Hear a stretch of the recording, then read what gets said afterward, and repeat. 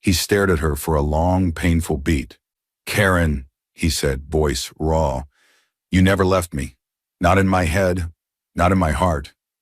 I've spent years pretending you didn't matter, because if I admitted the truth, it would ruin everything I built. But I'm tired." He leaned forward across the table. "I'm tired of fighting it, tired of living without you." And before logic could intervene, before guilt or fear or the ghosts of broken promises could rise between them again, he reached for her and kissed her. Right there, in that quiet corner booth with the jazz playing low and the lights dimmed to gold, Khalifa Andrews kissed Karen Edu, and the years collapsed. The silence, the pain, the pretending. It all shattered in that one stolen moment. Her lips didn't move at first, but then they did. Because despite everything, despite the ache and the anger, her love had never died. The moment his lips touched hers, the world seemed to pause, like the universe had been waiting for this exact alignment all along. Karen let him. She didn't fight it. She didn't pull away. Because in that kiss, in that press of lips and breath and history, was everything she had ever longed for. This wasn't just chemistry. It was years of bottled-up emotion, of hidden stares and silent heartbreak. It was every lonely night she had cried into her pillow, every moment she whispered his name under her breath, and then hated herself for doing it. This was Khalifa, the boy who had stolen her heart, the man who had unknowingly shaped the woman she became. And now here he was, finally seeing her, finally reaching for her, finally tasting the truth they had both buried. Their kiss deepened, and she loved. She didn't remember falling asleep, but she woke up to the smell of coffee and lips brushing against her cheek. Karen blinked slowly, her lashes fluttering open to find Khalifa leaning over her, shirtless with a mug in one hand and a smile on his face. "Good morning," he said softly. She sat up slightly, pulling the duvet over her chest. "Did you sleep?" He nodded. "Only once you did." There was something in his eyes, something that hadn't been there before. Vulnerability, maybe, or peace, or fear. She wasn't sure. "Coffee?" he offered. She took it, their fingers brushing. "You look different," he said, sitting beside her. "How?" "Like a dream I've had so many times that I'm scared to wake up." Karen rolled her eyes gently but smiled. "That's dramatic. It's honest." They sat there for a while, sipping quietly, the morning sun filtering through the glass windows and painting their skin in light. Whatever this was, whatever would come next, it was real now.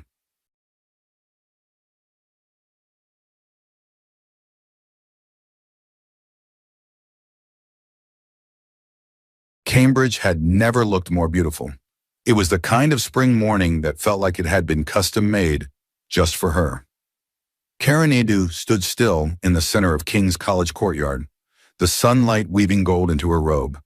Her black doctoral gown flowed softly in the breeze, the deep blue sash of her pharmacy degree resting gracefully over her shoulder. Around her, flashes of laughter and cheers blended with the rustle of petals falling from the trees. Everyone was celebrating. But Karen wasn't smiling just for the degree.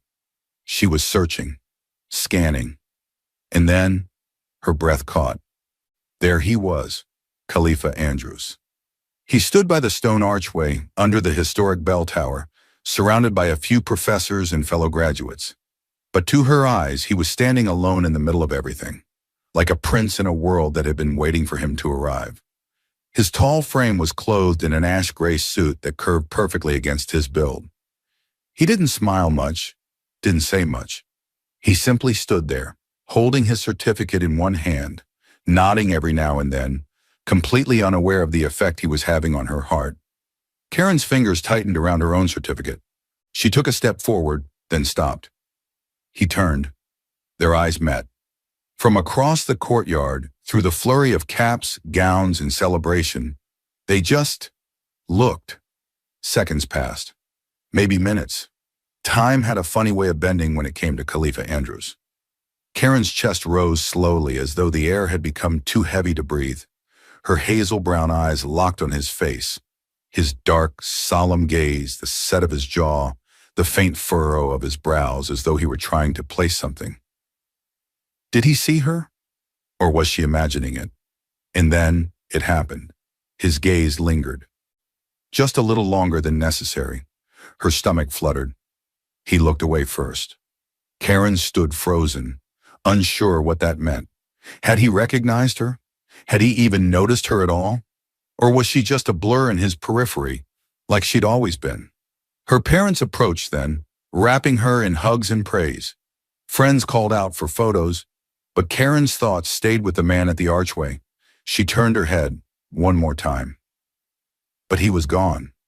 Just like that. Lagos, 5 years ago.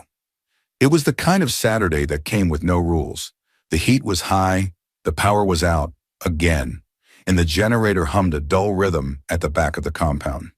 In the Edu residence in Ikoyi, Karen sat at the top of the stairs in an oversized t-shirt, pretending to read her biology notes.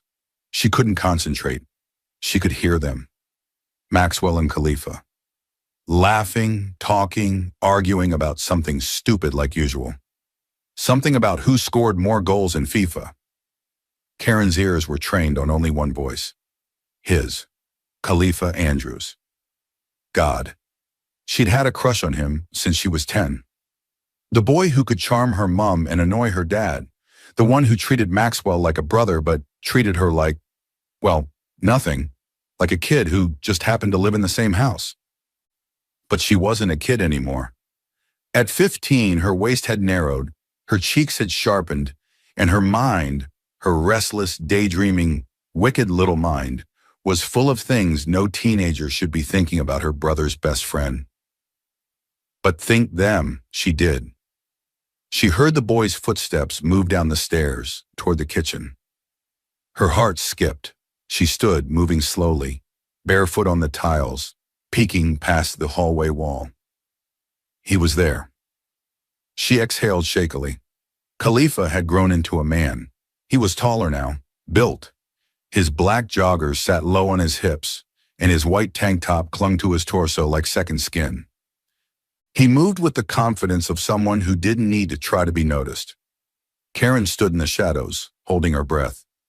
He opened the fridge, grabbed a bottle of cold water, uncapped it, and drank deeply, the muscles in his throat moving with each gulp. And then, he paused. Her stomach dropped. Had he seen her? Khalifa's eyes slowly scanned the space beside him, toward the corridor where Karen stood half hidden behind the wall. He didn't flinch, didn't say a word, just held the bottle halfway to his lips and let his eyes linger for a moment too long. Karen wanted to disappear, but he didn't call her out. He just turned back toward the fridge, closed it, and walked away. She exhaled. Relief, embarrassment, maybe disappointment. She wasn't sure. What she didn't know was that later that night, Khalifa would lie awake in Maxwell's room, thinking about that split-second moment. That shadow in the hallway. Those curious, careful eyes watching him like he was a mystery to be solved.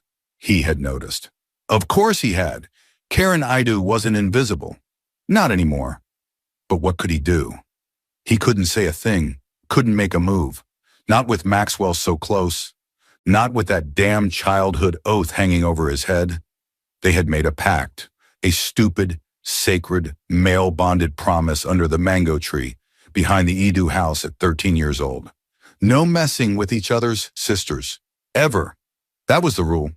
And Karen? She was the most off-limits thing Khalifa had ever wanted. But now that he'd truly seen her, seen the way she looked at him like he was made of starlight in danger, he knew something for certain. It was only a matter of time. The apartment lights glowed low and golden as Maxwell stepped in and tossed his keys on the marble countertop. The silence of the place greeted him like an old, judgmental friend.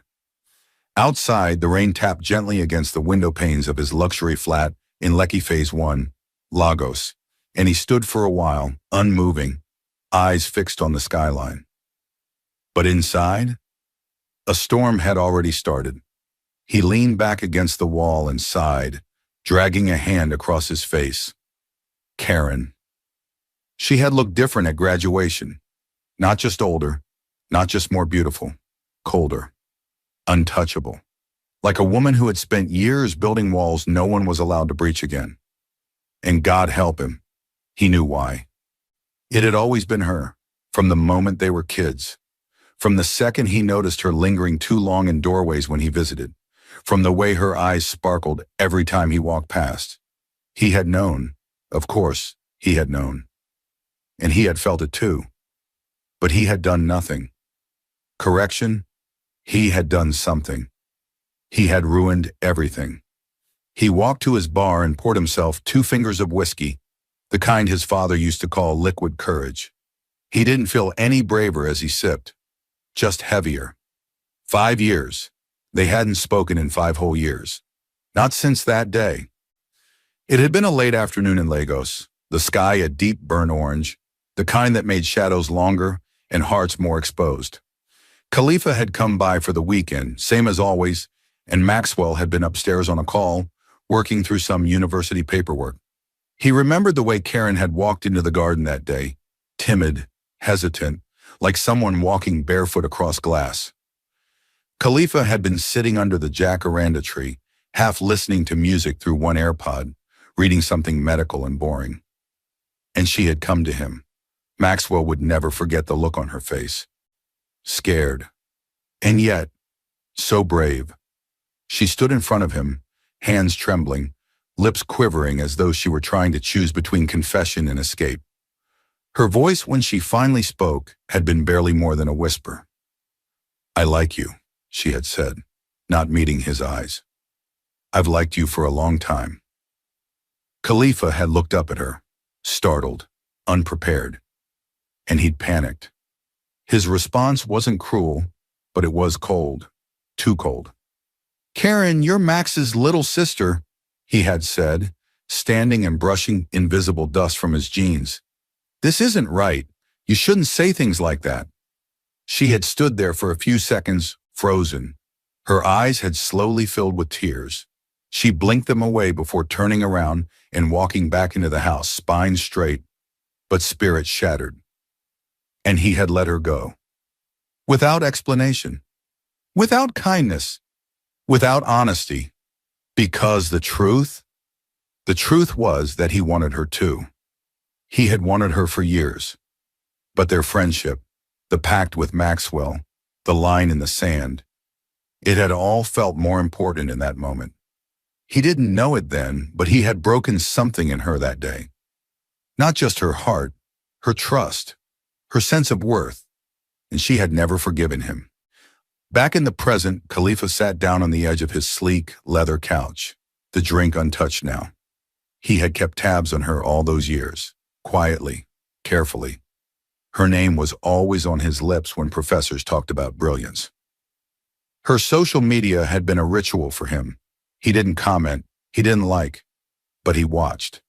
Each time she posted graduation milestones, professional wins, or travel photos, it hurt and healed him at once. Because she had grown without him, flourished even. But every time he noticed there was still no boyfriend in the pictures, no tagged partner, no soft captions with heart emojis, his chest would unclench. His soul would breathe. Because even if he hadn't been man enough to choose her back then, he was selfish enough to hope no one else had taken what he still considered his. And he knew that was unfair. But when love is buried, it doesn't die. It waits. She had poured all her broken pieces into books and achievement. He could see it now, could almost hear the silent promise she must have made to herself. If I can't have him, then I'll become so successful he'll wish he did. And he did. He wished every day that he had made a different choice. He reached for his phone, thumb hovering over her contact name Karen Edu. Still saved. Still untouched. His hand dropped. Weird, he wasn't ready. Not yet. Because how did you apologize for something like that? How did you explain to a woman that the reason you rejected her love wasn't because you didn't feel it, but because you were a coward wrapped in loyalty? And that your loyalty destroyed the only thing that ever made you feel alive? If only she had known. If only she knew that she had never been alone in that feeling. Not even for a moment. Karen Edu zipped up her lab coat in front of the mirror, smoothing down the lapels with clinical precision. Her badge glinted under the cool fluorescent lights of the consultant locker room. Dr. Karen Edu, PharmD, printed neatly beneath the hospital's bold blue logo. The irony wasn't lost on her. She had packed her things for Lagos 6 weeks ago. The plan was simple: return home and assume her role as executive pharmacological director of her father's pharmaceutical empire.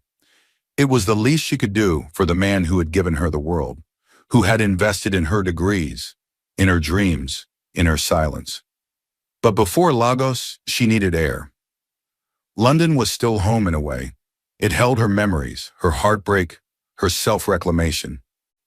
So she stayed. And when the opportunity came, when St. Anne's Medical Institute offered her a 1-year contract as a top-tier pharmacological consultant, she accepted without blinking. It was the best hospital in the city, one of the best in the country, known for its high-stakes surgeries and complex patient care. Karen thrived. Her colleagues respected her. Patients trusted her. And every time she walked into a room, people listened. She was no longer Maxwell's kid sister or the invisible girl in the hallway. She was the storm now. That same morning, across the hallway in another wing of the hospital, Khalifa Andrews pulled on his surgical scrubs, already halfway into work mode. His phone buzzed on the bench beside him, the familiar name flashing on the screen, St. Anne's Director of Surgery.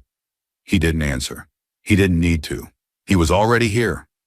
After months of declining their offers, Khalifa had finally said yes. Not because he wanted to stay in London permanently. He didn't. But something had been pulling at him, whispering in his gut. Don't go yet. There's something you've left undone. And so he stayed. Because St. Anne's had been practically begging him to come on board. His surgical track record flawless. His reputation legendary. At 31, he was a neurosurgeon whose hands had already saved more lives than most could hope for in a lifetime.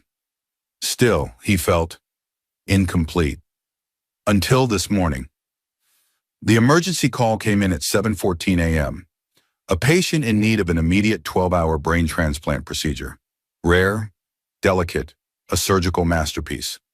Khalifa was already scrubbing in when he realized the OR was missing key pharmaceutical agents required to stabilize the patient post-op. "Where the hell is pharmacy?" the lead nurse snapped into her comms. "They're sending the head consultant directly," someone replied. He barely looked up. Boots squeaked behind him, the sound of fast steps, the scent of mint and lavender. And then, collision. She crashed into his chest, hard, her tablet nearly slipping from her hands. He instinctively reached out to steady her. And then time froze. Karen's eyes widened. She didn't have to look up to know who it was. That scent, it was so damn specific. A warm, musky wood and citrus blend that clung to her memory like perfume on a pillowcase. Khalifa, her stomach twisted. 5 years, 5 long years, and yet in that moment her body still remembered him. The way he stood, the width of his chest, the heat of his skin. And when she finally looked up, he was already staring. Like he'd been hit by a truck. "Karen," he whispered. His voice cracked like a page tearing in half. Her mouth parted slightly, but no words came out. She hated that her throat went dry, hated that he still had that effect on her, that her knees felt weak, that her heart, her damn traitor of a heart, still danced to the sound of his voice. He stepped closer, slowly as if afraid she'd vanish. "You, look," he started, swallowing thickly. "Breathtaking."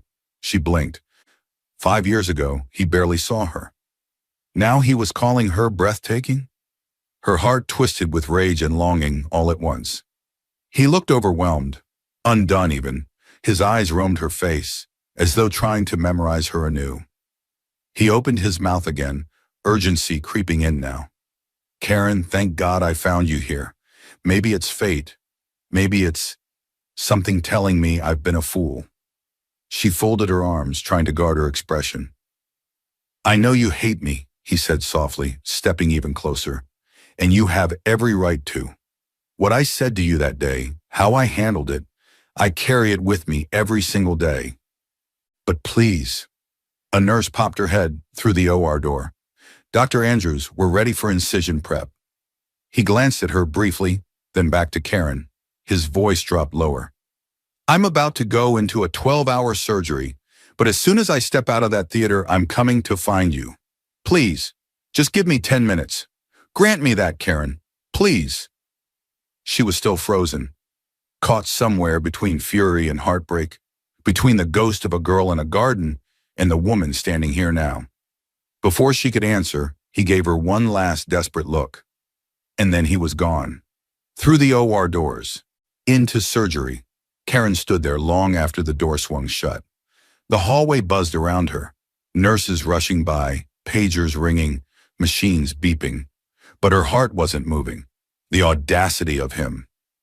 The sheer, maddening audacity to show up now, after all these years, after she had rebuilt herself from scratch, and speak to her like no time had passed. Like her pain wasn't valid. Like he hadn't crushed her once. And yet, her hands trembled slightly. Because she had waited for him. Longer than she wanted to admit. And now he was here. Maybe it was fate. Maybe it was closure. Or maybe it was the beginning of something far more dangerous. By the time Khalifa walked out of surgery, exhausted but triumphant, Karen was gone.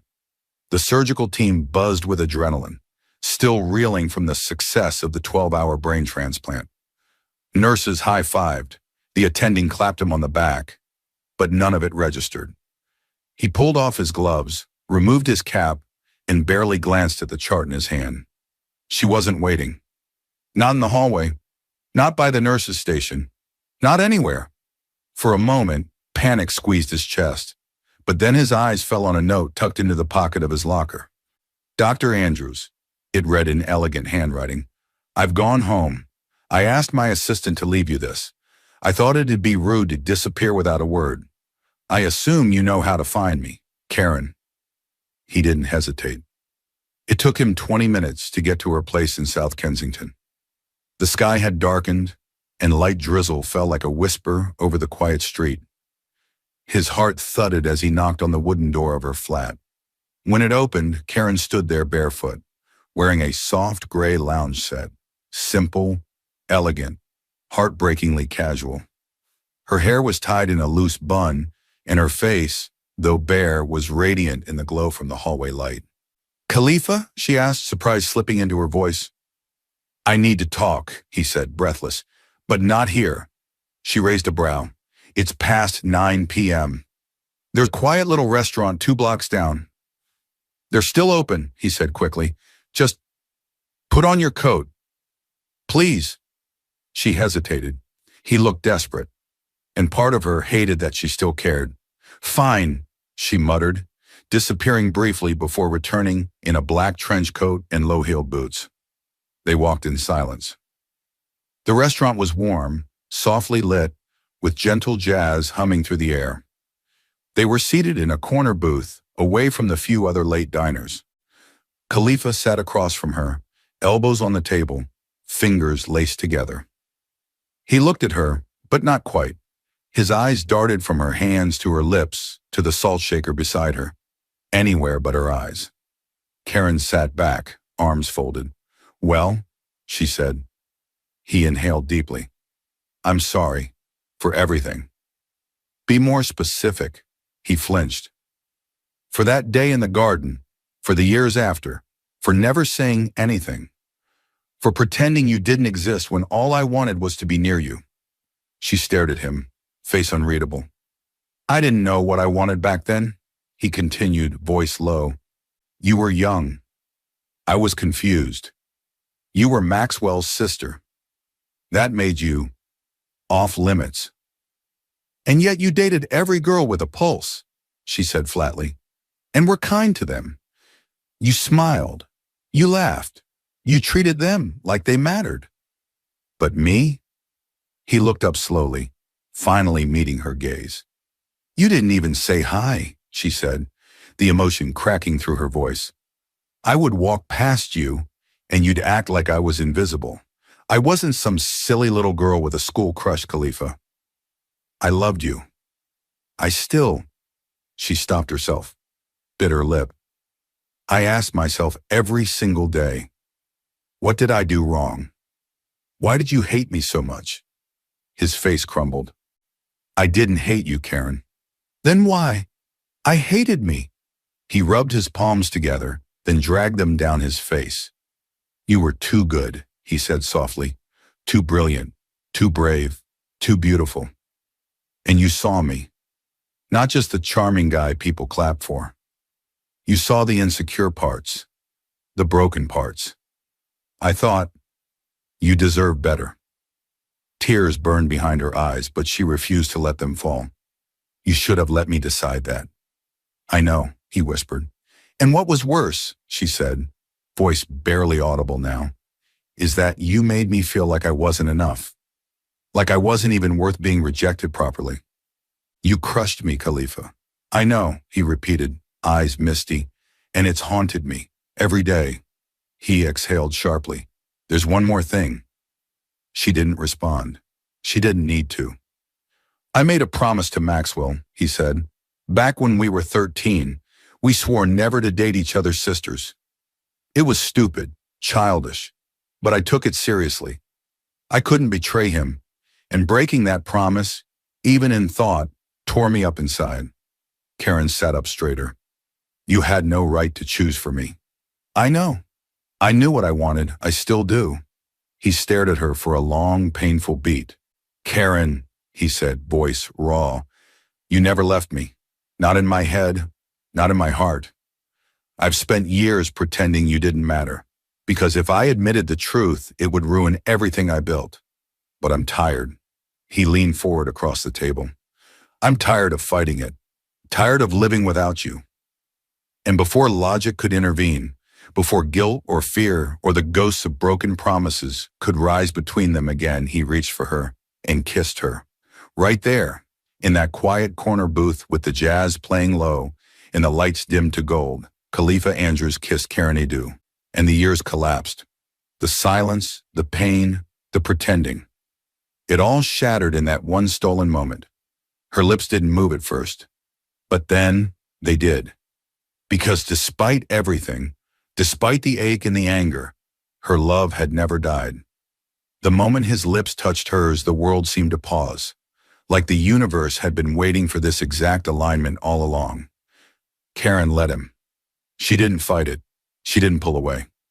Because in that kiss and that press of lips and breath and history was everything she had ever longed for. This wasn't just chemistry.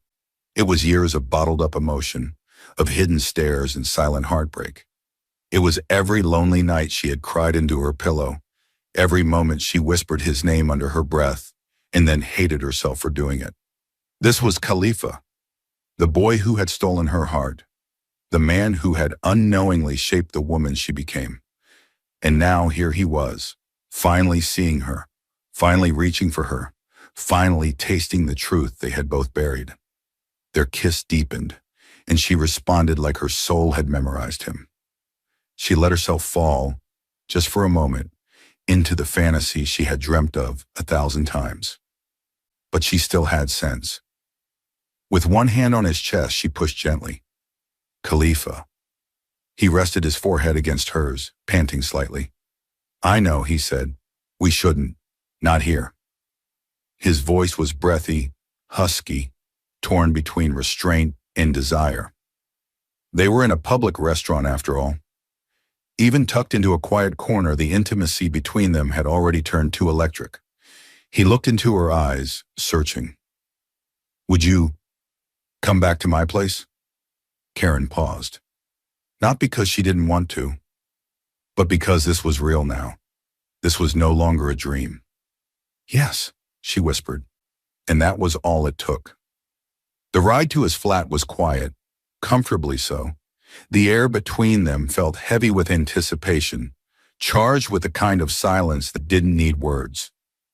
Khalifa's flat was a sleek penthouse overlooking the Thames. Minimalist, masculine, tasteful. Exactly like him. Black leather furniture, polished floors, shelves filled with medical journals and jazz vinyl. Karen stepped in, her coat falling off her shoulders. The door clicked shut behind them. He didn't wait. He crossed the room in 3 long strides and pulled her into his arms. This kiss was different, hungrier, deeper, like he was trying to make up for every second he had lost, not loving her the way she deserved. Her fingers curled into his shirt. His hands were firm against her waist, then softer against her back. They moved together slowly at first, then urgently, as if time itself had grown impatient. She whispered his name like a prayer. Khalifa. And he kissed her again, on her neck, her collarbone, every inch of her that trembled under his touch. Khalifa stopped breathing until her forefinger touched his nipple, and then his hands shot up to cover hers. I want you, he said. Her eyes flicked downward, and her lips curved ever so slightly. I know. He turned her around, and the heat of the fire was against her back. A hand seized one of her breasts, a mouth fastened on the tip of the other. But suddenly she lost her balance and fell backward, while he opened her legs and gently spread her lips. Hair grazed the insides of her thighs. Just touch me, she whined, arching impatiently against his hand. He couldn't make either of them wait any longer. Slowly he brought his middle finger down and slid it gently over her folds. Jasmine threw her head back. God, yes, keep going. He did it again, this time his fingertips slipping between and gathering her wetness. He parted her with 2 fingers and found her clit, rubbing it in small circles. She cried out against his lips and was lost. The taste of her, the smell of her, the feel of her so close against him, skin to skin. Time and space had no meaning anymore. There was only her. Shh, he said, pulling her up so they were face to face again. He slid his hands between her legs, positioning fingers and thumb the way she'd like. Except that wasn't right. She hadn't taught him. He'd figured it out together, how to make her come. He nuzzled against her, his lips on her neck, nibbling and kissing his way up to her earlobe, where she'd always been ticklish. Ooh, she whispered. Ooh, oh, she sighed as he worked his fingers against the slick seam. And then she forgot to pose, forgot about trying to look good, and lost herself inside her own pleasure. Khalifa watched her squeeze her eyes shut as she clamped her thighs against his wrist and snapped her hips up. Once, twice, 3 times before she froze, all the muscles in her thighs and belly and bottom tense and quivering, and he felt her contract against his fingers. Before she could recover, he'd rolled her onto her back and slipped inside her. After the first thrust, he had to hold still, knowing that if he kept moving, if he gave himself up to the exquisite tightness, the heat, he would explode. When it was over, he held her. Not out of obligation, but because he didn't want to let her go. Karen rested her head on his chest, their legs tangled beneath the sheets, her fingers drawing slow circles on his skin. And in the stillness of his arms, she felt peace. Real peace. Not the kind that came from career achievements or distant applause, but the kind that whispered, you are seen, you are chosen, you are loved. She didn't remember falling asleep, but she woke up to the smell of coffee and lips brushing against her cheek. Karen blinked slowly, her lashes fluttering open to find Khalifa leaning over her, shirtless with a mug in one hand and a smile on his face. Good morning, he said softly. She sat up slightly, pulling the duvet over her chest. Did you sleep? He nodded. Only once you did. There was something in his eyes, something that hadn't been there before. Vulnerability, maybe, or peace, or fear. She wasn't sure. Coffee? He offered. She took it, their fingers brushing. You look different, he said, sitting beside her. How? Like a dream I've had so many times that I'm scared to wake up. Karen rolled her eyes gently but smiled. That's dramatic. It's honest. They sat there for a while, sipping quietly, the morning sun filtering through the glass windows and painting their skin in light. Whatever this was, whatever would come next, it was real now. And neither of them could go back. They hadn't put a label on it. Not yet. But whatever it was, they both knew it was real. In the weeks that followed that night in his penthouse, Khalifa and Karen couldn't stay away from each other. They didn't even try. It was as if years of distance and denial had suddenly folded in on themselves. And now, nothing could keep them apart. They made love again, more than once. Once in her flat on a rainy Tuesday night, where she had pulled him in by the collar of his coat before the door even closed behind them. Once in his office, where the blinds were drawn, the lights dim, and she whispered his name into his neck between kisses. And once, God help them, in her office at the hospital. That one had nearly given her a heart attack. But being with Khalifa had become the sweetest kind of chaos. She was still Karen, the brilliant, polished, calculating woman in her white coat and sensible heels. But when he touched her, when he whispered her name like it was sacred, the rest of the world fell away. They didn't talk about what they were doing. They didn't have to. Their bodies already knew. But beneath the desire and comfort, something deeper had begun to stir. Something quiet and terrifying and beautiful. Love. And for the first time, it didn't feel one-sided. It was a Saturday morning when everything changed.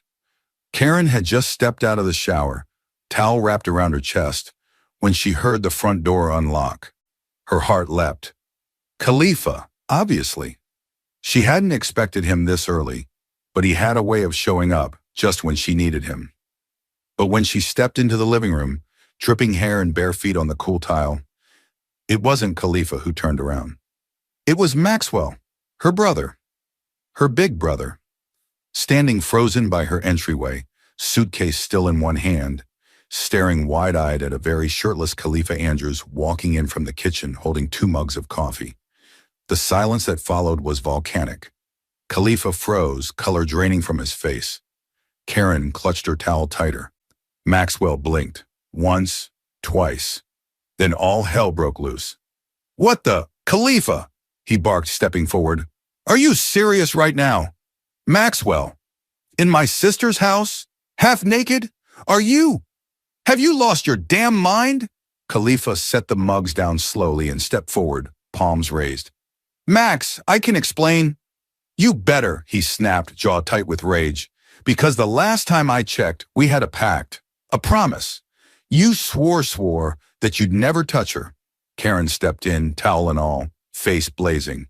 "I'm not something he just touched. Max, I'm not your property." "Care, what the hell is going on?" "I love him," she shouted, chest rising. The room fell silent. Even Khalifa looked at her. "I have loved him since I was a teenager," she continued, voice breaking. "Since you both used to play FIFA and toss football boots in the living room. And he knew. You knew. Everyone knew." Maxwell's expression softened. "Just a little. I thought that was in the past." "It never ended," she said. "Even when he ignored me. Even when he broke me. It never stopped." She looked at Khalifa and her voice lowered. "And now, he sees me too." Maxwell ran a hand through his hair, pacing, still visibly reeling. Khalifa stepped forward. "Let me talk to him, please." Karen nodded. "Take it outside." They sat on a bench just outside her apartment building, the morning still gray with mists and silence. Khalifa spoke first. "I messed up," he said.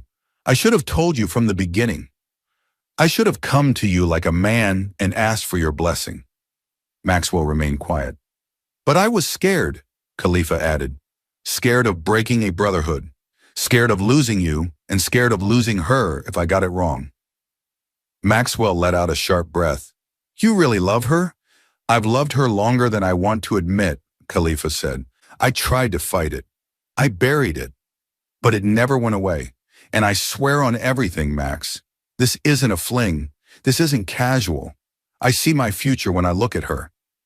Maxwell turned to him, eyes fierce. "You made a promise." "I know," Khalifa replied, voice low, "and I broke it. But I'd rather lose a pact than lose her again." A long silence passed. Maxwell finally looked away, lips pressing together in thought. "She's not a little girl anymore," he muttered. "I know. And if you hurt her again—" "I won't," Maxwell sighed. I'm still pissed, but I've never seen her look at anyone the way she looks at you. Khalifa said nothing, but the relief in his chest came like sunlight. I'll try to get used to this, Maxwell muttered. But if I hear about any tears, you won't, Khalifa promised. Another pause. Just treat her right, man. I will, Khalifa said firmly. Always. And as they stood, two men bonded by years of friendship, and now by a woman who meant everything to them both, something settled. The past couldn't be undone. But the future could still be rewritten. The return to Lagos felt different this time. Not because of the familiar scent of roasted corn on street corners, or the hum of Danfo buses weaving through traffic with reckless rhythm. It wasn't even the thick coastal air that clung to their skin as they stepped out of the airport. It was what they had come back with. A decision. A love no longer hidden. And the knowledge that by the end of this visit, everything could change. Karen glanced at Khalifa beside her in the waiting SUV. He looked calm, but she knew him too well now. His jaw was a little too tight. His fingers tapped lightly on his knee. He hadn't said much since they boarded the flight from London. You're nervous, she said softly. He exhaled and gave a half smile. Understatement of the year. Karen reached for his hand. They'll come around. I hope so, he murmured. But your father? My mother? That's 2 continents of ego in one sitting. Karen chuckled, then leaned back in her seat. She had already called ahead to inform her parents she was coming. She hadn't told them why. Not yet. Because even she didn't know how they'd react. They arrived at the Edu residence in Ikoyi first. It was still the same whitewashed mansion she'd grown up in. High gates, sprawling garden, carefully trimmed hedges. The air smelled like hibiscus and wealth.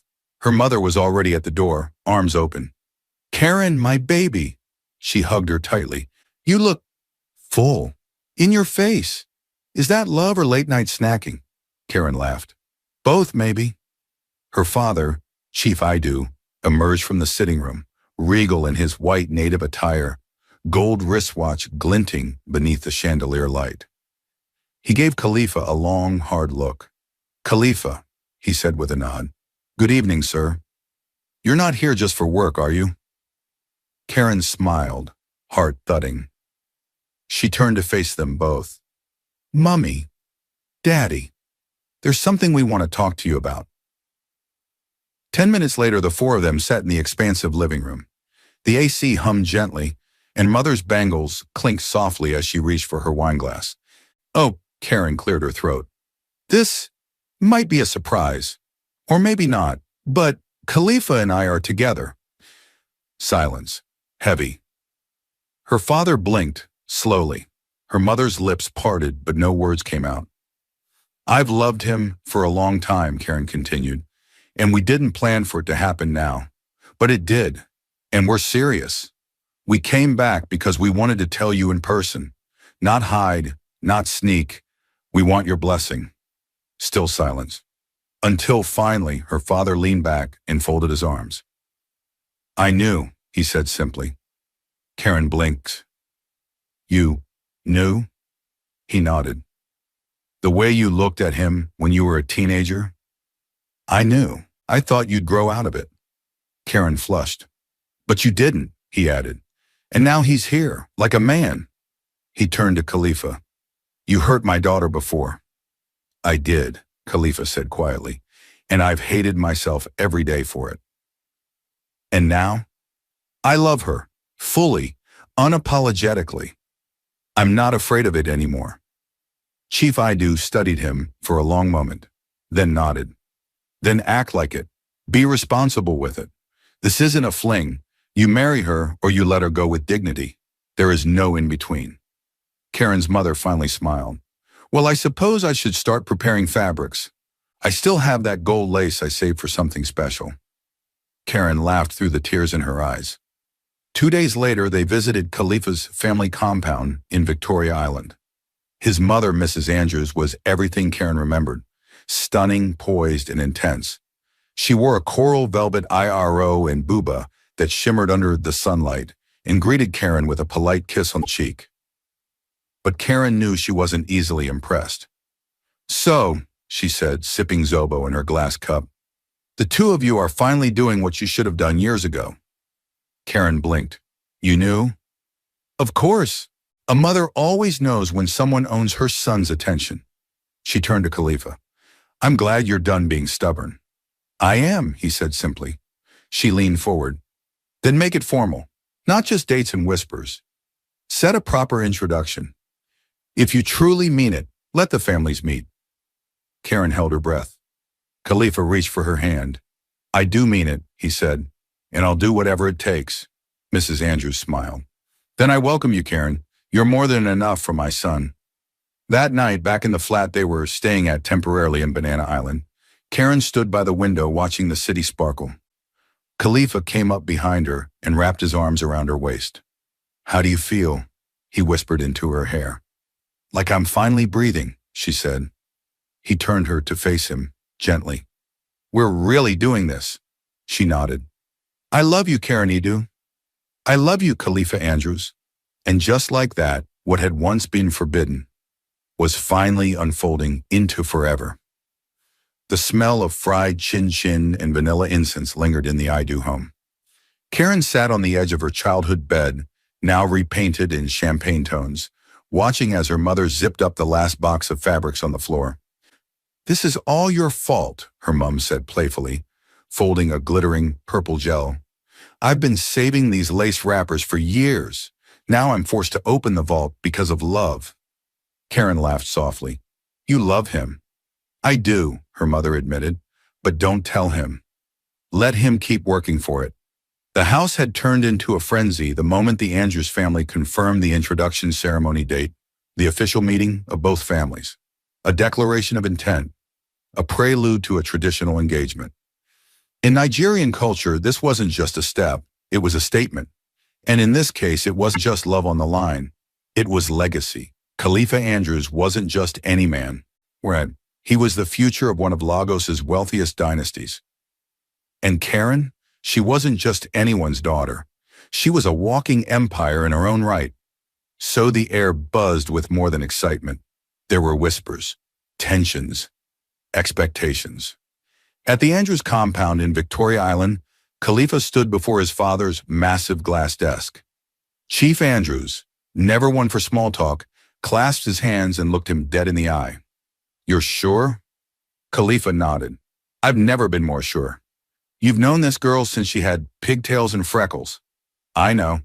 You dated socialites, celebrities, even that minister's daughter." "I know. And yet, it's Karen." Khalifa smiled. "It's always been Karen."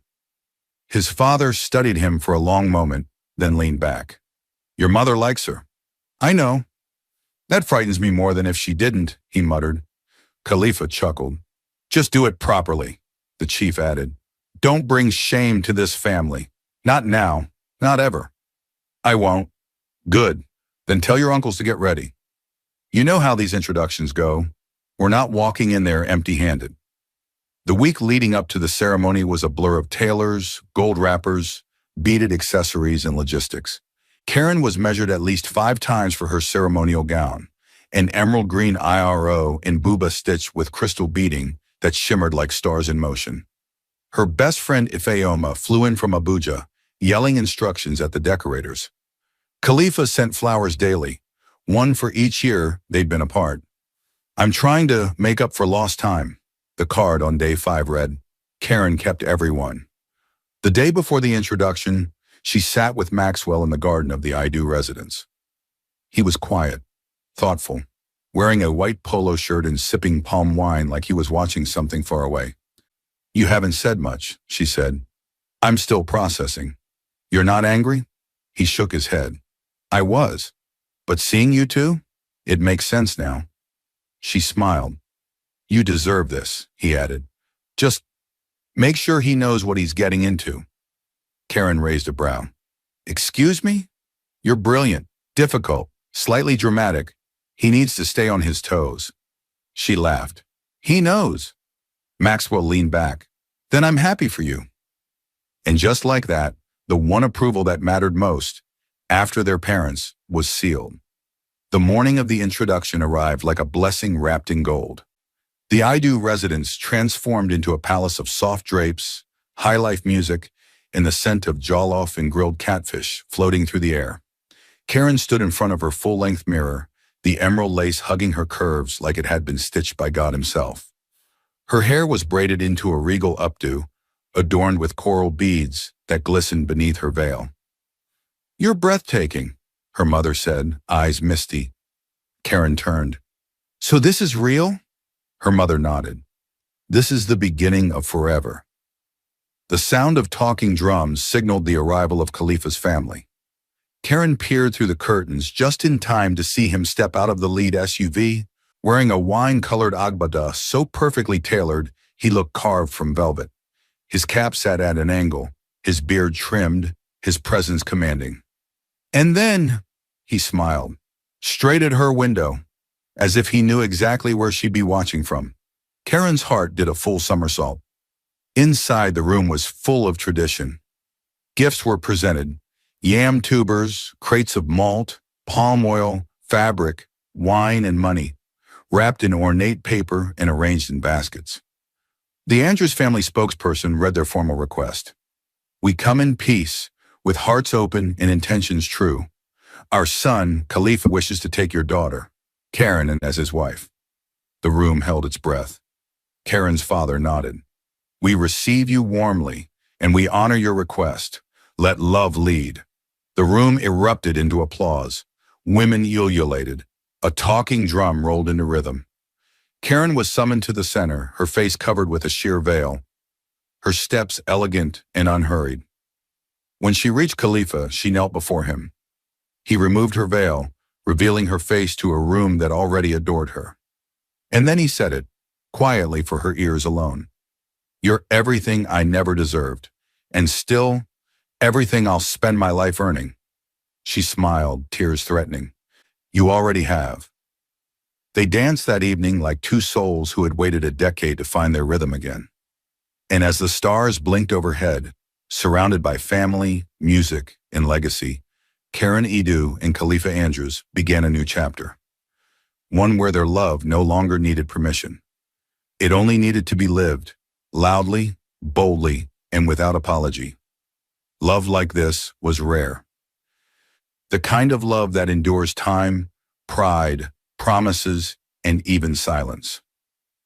And so when the Andrews and I-Do families finally came together under one roof, not to argue or resist, but to plan joyfully, it felt like a miracle no one had expected, but everyone was grateful for. Gone were the stares, the silent judgments, the heavy conversations about what's proper. Now laughter replaced tension, music filled the halls, and the scent of celebration hung in the air like perfume. Khalifa and Karen were finally getting married, and everyone was happy. Maxwell, once the stone wall between them, had transformed into the chief planner, working tirelessly with Ifeoma and both families to ensure the ceremony would be as grand as their love. "This kind of love," Maxwell had said during a toast one night, "you don't fight it, you thank God for it." As wedding preparations swirled around her like a whirlwind of colors, lace and flowers, Karen noticed something strange. She was tired. Not the normal Lagos wedding stress kind of tired. The body is telling you something kind of tired. Her appetite shifted. Her sleep patterns flipped. And her heart? It fluttered every time she looked at Khalifa, not just with love, but with a secret growing quietly inside her. She took the test alone one morning, holding the stick with trembling hands, tears pooling in her eyes even before the lines appeared. Pregnant, she sat on the bathroom floor, stunned, and then she smiled. She told him that evening, when they were alone, tucked into a private dinner set up on the balcony of the Andrews villa. He had just poured her a glass of non-alcoholic Chapman when she took his hand and placed it on her stomach. "What's this?" he asked with a curious smile. "Your legacy," she whispered. It took a beat for the words to register. And then he froze. And then blinked. And then everything in his face broke open. His walls, his composure, even the tight control he usually carried like armor. "You're pregnant?" he asked, barely breathing. She nodded. He stared at her, wide-eyed as the sun dipped behind them, painting the sky gold and crimson. And then he exhaled, deeply, gratefully, and pulled her into the tightest embrace she'd ever known. "Thank you," he whispered into her neck. "Thank you for making me whole." He kissed her, tender and reverent, like she was a miracle he didn't deserve. And from that moment on, Karen was his queen. The wedding was a dream. Set in a sprawling garden at a private resort in EPE, the ceremony was a blend of tradition and elegance. Karen walked down the aisle in a champagne-colored dress embroidered with gold thread and coral beads. A veil of fine lace flowing behind her, like a river of silk. Khalifa stood waiting in a regal black agbada with gold embroidery, a soft smile on his lips and tears shining in his eyes. He couldn't take his eyes off her. Not during the vows. Not during the rings. Not even as the crowd erupted into cheers after the kiss. And when they were finally alone after the dance, the prayers, the feasting and singing, he whispered, "I would wait all over again, 1,000 times, just to be yours." She kissed him, smiling against his mouth. "You're mine now. No more hiding. No more waiting. No more promises left to break," he murmured. "Only ones to keep."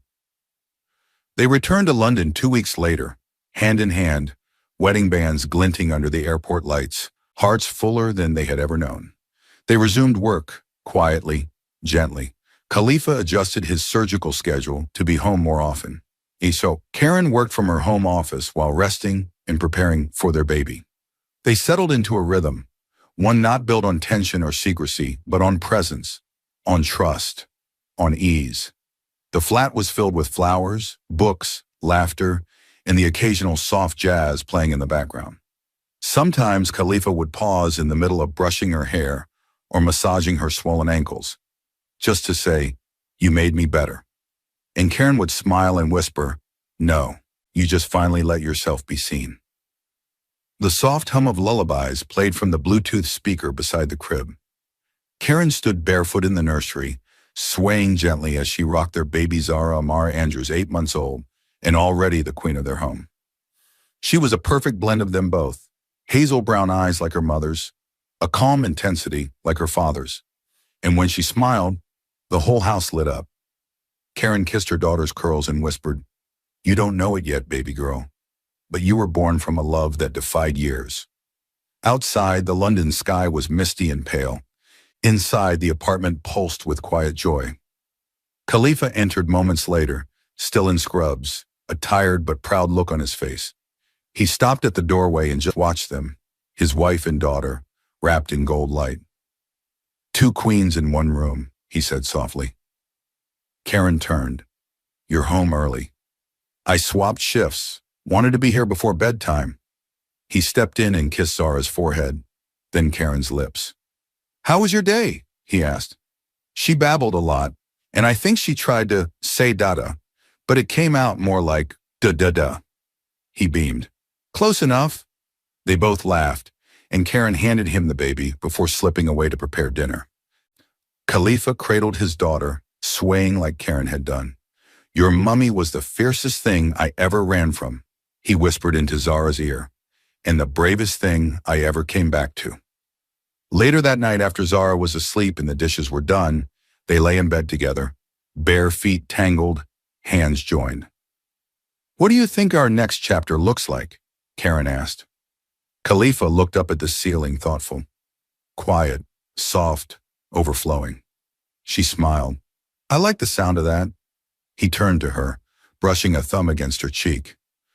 "I used to think our story was forbidden, but now I realize it was always just waiting for the right time." Karen leaned into his chest. "And this time," she said, "we're not wasting a single second." Outside, the London rain fell softly. Inside, they were home. Together. Always. The end. Dear viewers, what lesson did you take away from this dramatic tale? We would love to hear your thoughts in the comments below.